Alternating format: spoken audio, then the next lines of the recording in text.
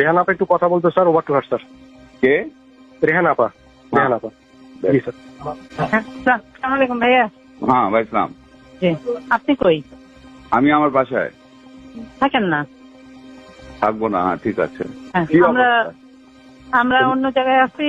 আমরা মানে ববি টেলিপ্রপি কনভিন্স করছে, তো ফোন না করতে পারলেও আল্লাহ যদি বাচ্চা রাখে কথা হবে। তো তোমরা অন্য জায়গায় চলে গেছো, আপাও গেছে। জি ভাই, তো আপনি তো আমরা যদি বাইর হইতে পারি আমরা বের হয়ে যাবো। আনিসুল হককেও বের করে ফেলিস সাথে। হ্যাঁ হ্যাঁ, যেটা হয় আপনি ইমিডিয়েটলি ওই যে সায়ান আর জয় যেটা বলছে আপনি ওইটা করেন।